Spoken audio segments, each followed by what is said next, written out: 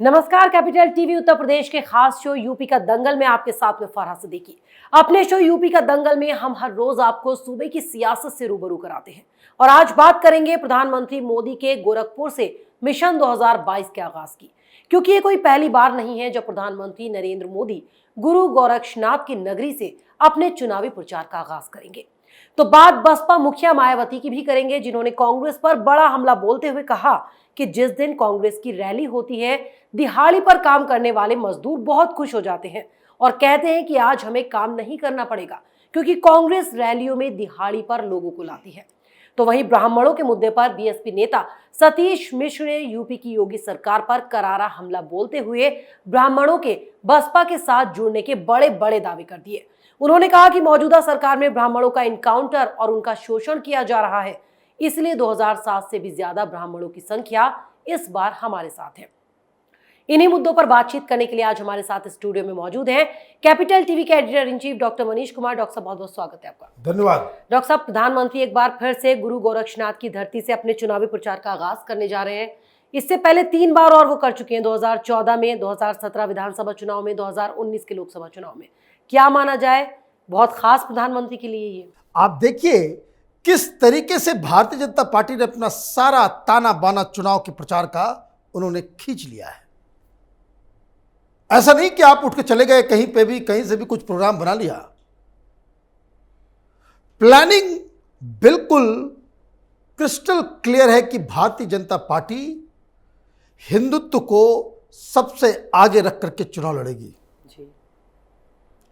इसलिए पहले भोलेनाथ का आशीर्वाद काशी से लिया गया, अब गोरक्षधाम में जो है वहां पे जाकर के किया जाएगा। और ये सब ऐसी ऐसी जगह हैं जहां पे लोगों की आस्था है, आस्था जुड़ी है लोगों की। अब इसमें क्या हो रहा है इसको समझना जरूरी है कि ये भारतीय जनता पार्टी करना क्या चाह रही है। एक तरफ अयोध्या हो गया, जी। मथुरा हो गया, काशी, गोरखनाथ, पीछे पीछे मुद्दा चलेगा धर्मांतरण का, पीछे पीछे मसला चलेगा यूनिफॉर्म सिविल कोड का, पीछे पीछे मसला चलेगा जनसंख्या कानून का। मतलब जिसको कहते हैं कि भाई हर नट बोल्ट को जो है टाइट कर लिया गया, टाइट करके पूरी व्यवस्था की जा रही है कि ताकि कहीं से भी कोई, और जहां कहीं भी जो सोशल इश्यूज उठते हैं कि किसानों का हो गया तो मजदूरों का हो गया तो इसका हो गया तो उसका हो गया, उसको आप बाकायदा एक के बाद एक, प्रधानमंत्री भी आपकी, केंद्र में भी सरकार आपकी, राज्य में भी सरकार आपकी, कहीं कोई ट्रबल होता है आपने तुरंत जो है फौरन जो है आपने घोषणा कर देना है, पैसे दे देने हैं। किसानों के पास चला गया पैसा फिर से, अब शांत होकर बैठ अब जाएंगे। बम बस अभी किसान लोग ये शिकायत ब्लैकमेलिंग कर रहे थे कि भाई गन्ना किसान को कुछ नहीं मिला, लीजिए एमएसपी बढ़ा दी गई गन्ना की, मिलों को कह दिया गया भाई खुल जाएगा।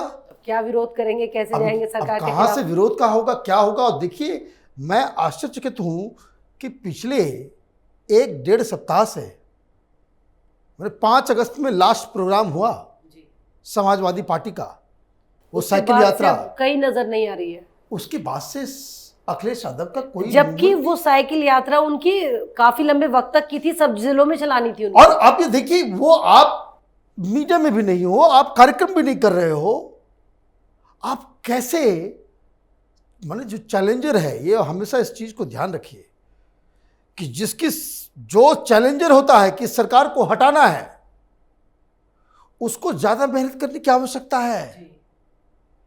ये राहुल गांधी की तरह हाथ पे हाथ धर करके बैठे रहेंगे कि कुछ सलाहकार बता देंगे कि भाई वो लोग बहुत नाराज हैं, बेरोजगारी की वजह से बहुत नाराज है, कोरोना की वजह से बहुत लोग नाराज हैं, और आप हाथ पे हाथ धर करके बैठे रह जाएंगे कि भाई वो वैसे ही कहानी, जो आलसी व्यक्ति की कहानी कि भाई सेब लटके हुए हैं पेड़ के ऊपर, तो वो इतना आलसी है कि वो चढ़ करके तोड़ना भी नहीं चाहता, वो जमीन पे ही लेट करके मुंह खोल के बैठा हुआ है कि जब वो सेब गिरे मुंह के ऊपर तब मैं खा लूं।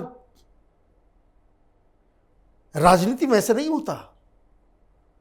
अब आप देखिए, अब भारतीय जनता पार्टी बंगाल में हार गई, लेकिन 1.5 साल तक ऐसा माहौल बना करके रखा कि भाई सरकार बन के आ रही है, भारतीय जनता पार्टी सरकार जीत रही है, भारतीय जनता पार्टी सरकार जीत रही कम है। से कम माहौल तो बनाए। तो वो यहां तो कुछ नजर ही नहीं आ रहा आसपास कहीं। तो ये ऐसा लग रहा है कि पूरी तरीके से एक तरफ भारतीय जनता पार्टी की सॉलिड प्लानिंग नजर आ रही है, संगठन के तौर पे हर गांव में हर जगह पे भारतीय जनता पार्टी का दफ्तर खुल रहा है, हर जगह नए ढंग से संगठन को बाकायदा सो कहते हैं कि ओवरऑलिंग की जा रही है उसकी। दूसरी तरफ मुद्दों को जो है बाकायदा एक एक मुद्दों को बाकायदा किस तरीके से कहां तक लेकर के जाना है उसके ऊपर बिल्कुल काम चल रहा है। और बड़े बड़े लीडर्स के जो है वो दौरे उनके तय हो गए हैं, लगातार कब तय आएंगे, हो रहे क्या हैं। करेंगे।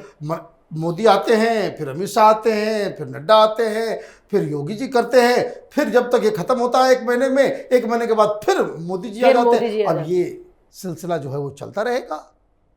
तो ये विपक्षी पार्टियों को ये सिर्फ सोशल मीडिया में ट्विटर के ऊपर गाली गलौज करने से चुनाव नहीं जीतेंगे। ये लोग जमीन पे उतर के इनको भारतीय जनता पार्टी का काउंटर करना पड़ेगा। और जो अब लग रहा है कि इन लोगों ने अब हाथ पैर खड़े कर दिए हैं कि भाई अब नहीं हो पाएगा, तो इसलिए ये सब हो रहा है।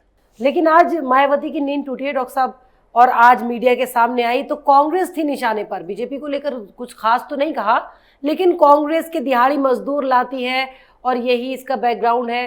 कांग्रेस को क्यों इतना टारगेट कर रही है? देखिए, सबसे बड़ी बात क्या है, जो विपक्ष में जो सबसे पहली जो चुनौती है, जो चाहे वो कांग्रेस पार्टी हो, चाहे वो समाजवादी पार्टी हो, चाहे वो बीएसपी हो, इनकी जो सबसे बड़ी चिंता ये है, सबसे पहली लड़ाई ये है, वो नंबर 2 पोजीशन की है जी। इसीलिए सपा और कांग्रेस निशाने पे है, सूबे की सरकार नहीं है। सबसे पहले इन लोगों को नंबर 2 पोजीशन पे पहुंचने की जद्दोजहद है।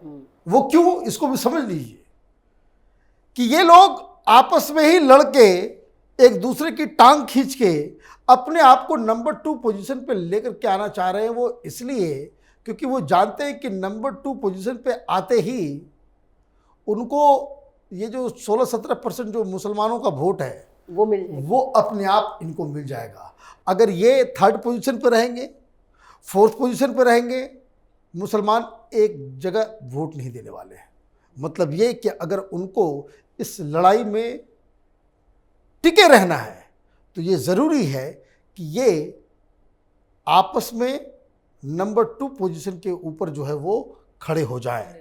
मतलब ये समाजवादी पार्टी को पीछे करे, कांग्रेस पार्टी को पीछे करे, और बसपा जो है सबसे आगे रहे कि यही मायावती ही जो है वो योगी जी को चैलेंज देने वाली सबसे बड़ी लीडर है। बीएसपी का सीन जो है सबसे ज़्यादा बेहतर है, तो आपको मुस्लिम वोट मिलेगा, क्योंकि मुसलमान तो वही वोट करेगा जो भारतीय जनता पार्टी को हराएगा। वो किसी का अपना सगा नहीं है।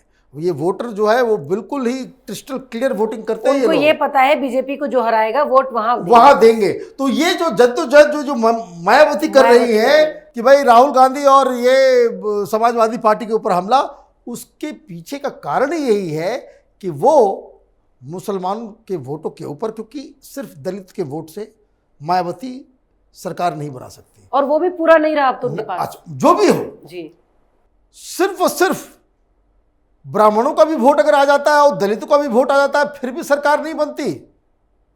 मायावती तभी वो सरकार बना सकती है कि जब पूरा का पूरा ब्राह्मण, पूरा का पूरा दलित और पूरा का पूरा मुस्लिम, ये 3 चंक मायावती के पास है, तब तो वो चैलेंजर बन सकती है। अदरवाइज मायावती का कोई सीन नजर नहीं आ रहा, और इसलिए मायावती ज़्यादा समाजवादी पार्टी के ऊपर और कांग्रेस पार्टी के ऊपर हमलावर है।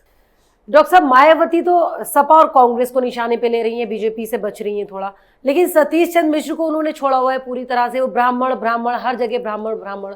एक बार फिर से कहा है उन्होंने कि जो एनकाउंटर हो रहे हैं, जो उनके खिलाफ किया जा रहा है योगी सरकार में, हमारे साथ 2007 से भी ज्यादा ब्राह्मण की संख्या। देखिए, ये बीएसपी की जो अभी तक जो प्लानिंग है इनका, उससे वो जो साफ साफ नजर आ रहा है, इनको ये लग रहा है कि अगर हमको वापस मजबूत स्थिति में आना है तो ये ज़रूरी है कि जो 2007 का फॉर्मूला था वो रिपीट किया जाए। सतीश चंद्र मिश्रा वो लगातार इस बात को कह रहे हैं कि भाई 2007 से ज़्यादा ब्राह्मण इस बार हमारे साथ हैं। हालांकि ये कोशिश में लगे हुए हैं, लेकिन ये कोशिश जो है बिल्कुल वो सुपर फ्लॉप होते चला जा रहा है। वो इसलिए भी होते चला जा रहा है क्योंकि बहुत सारी चीज़ें भी मैं आपको बताऊंगा भाई कि क्या ये करना चाह रहे थे और क्यों ये फेल हो जा रहे हैं। स्ट्रैटेजी ये है कि भाई ब्राह्मणों का वोट हमारे पास आ रहा है, उससे वो माहौल तैयार होगा कि समाजवादी पार्टी से बीएसपी आगे चल रही है।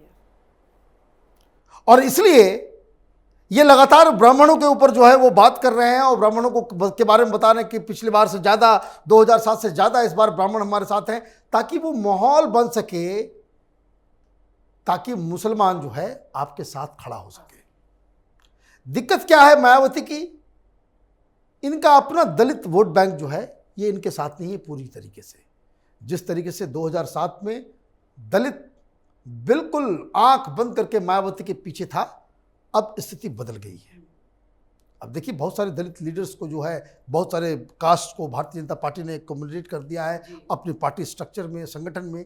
और पिछले 2-3 चुनावों में मायावती की स्थिति बहुत ही खराब रही है।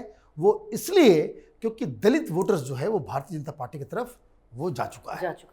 अब इन्होंने सोचा कि भाई ये माहौल, तो एक तो माहौल बनाना जरूरी है, तो ब्राह्मणों को जब तक हम लेंगे नहीं, तो ब्राह्मणों के ऊपर इन्होंने सबसे बड़ी गलती इन्होंने कर दी कि इन्होंने राम मंदिर के मसले को उठा लिया, चंदा और ये और वो। उससे जो कुछ भी जो ब्राह्मण समाज में जो योगी जी से जो नाराज भी चल रहे थे, उनको लगा कि भाई ये तो क्या, ये बेकार की बातें हैं।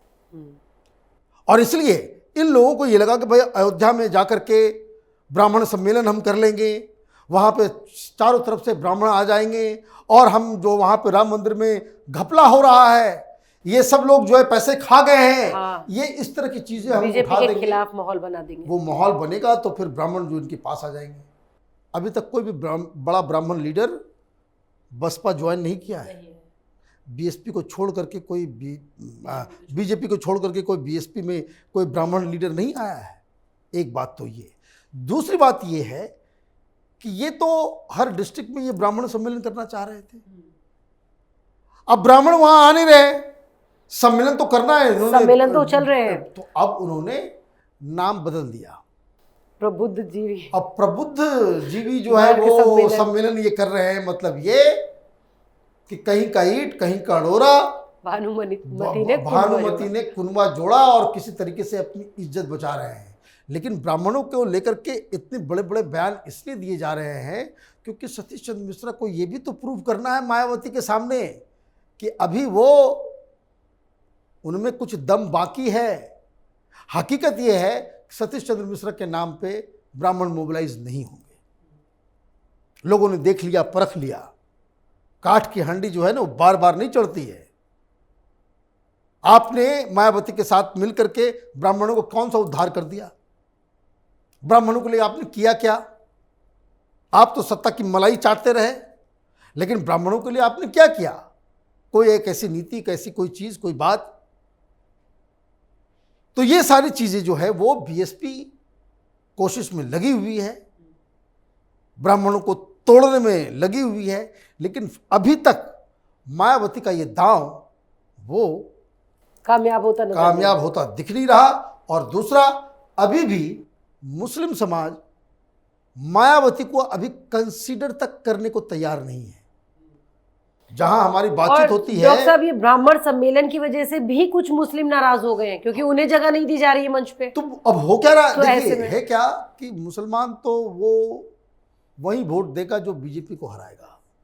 और फिलहाल जो हमारी जो बातचीत होती है बड़े बड़े मौलवी मौलानाओं से, वो यही कह रहे हैं कि अभी कोई चांस नहीं है। बीएसपी कहीं नजर नहीं आ रही, कांग्रेस पार्टी कहीं नजर नहीं आ रही है, थोड़ी बहुत जो है वो समाजवादी पार्टी के पीछे ही है। और यही समाजवादी पार्टी के लिए ये बहुत ही ज्यादा मुतमईन हो गए। उनको लग रहा है कि सारे मुस्लिम वोट्स हमारे पास आ ही रहे हैं और यादव वोट है हमारे पास है ही, जो उनका पुराना जो है, उनको लग रहा है कि बहुत ही आसानी से जो है वो चुनाव जीत जाएंगे, क्योंकि जाट भी इस बार जो है टूट जाएगा। वेस्टर्न यूपी में जहाँ पे समाजवादी पार्टी पहले थोड़ा कमज़ोर हुआ करती थी, आरएलडी के साथ मिल करके ये लोग जो है एक बहुत ही फॉर्मिडेबल कॉम्बिनेशन क्रिएट कर लेंगे।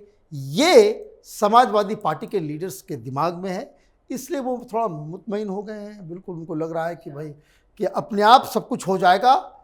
किसान नाराज है तो यूथ नाराज है तो गांव वाले नाराज वो हैं, सब हमारी तरफ आ वो जाएंगे। सब हमारी तरफ आ जाएंगे और मुसलमान तो हमारे साथ है ही। तो ये फिलहाल की कहानी है। डॉक्टर साहब चलिए, बहुत बहुत शुक्रिया हमारे साथ कार्यक्रम। धन्यवाद। तो लोकसभा या फिर यूपी विधानसभा चुनाव या फिर 2019 का लोकसभा चुनाव, सभी का आगाज प्रधानमंत्री नरेंद्र मोदी ने गुरु गोरक्षनाथ की धरती से ही किया। 2014 में जब प्रधानमंत्री पद के उम्मीदवार बनाए गए थे तब मानबेला मैदान में बड़ी रैली की। तो 2017 के यूपी विधानसभा चुनाव में चुनावी प्रचार का आगाज खाद कारखाना मैदान से किया और 2019 के लोकसभा चुनाव में भी खाद कारखाना मैदान में पीएम ने बड़ी रैली की थी और उन्हें जनता का आशीर्वाद भी मिला। शायद यही वजह है कि पीएम मोदी इस बार भी गुरु गोरक्षनाथ की धरती से चुनावी प्रचार का आगाज कर जनता से जीत का आशीर्वाद लेंगे। तो लगता नहीं है कि बसपा कभी कांग्रेस पर तो कभी योगी सरकार पर निशाने साधकर कुछ हासिल करेगी। और हालांकि उसकी तरफ से ये दावे किए जा रहे हैं कि 2007 वाली जीत दोहराएगी, लेकिन ये ख्याली पुलाव ही फिलहाल नजर आता है।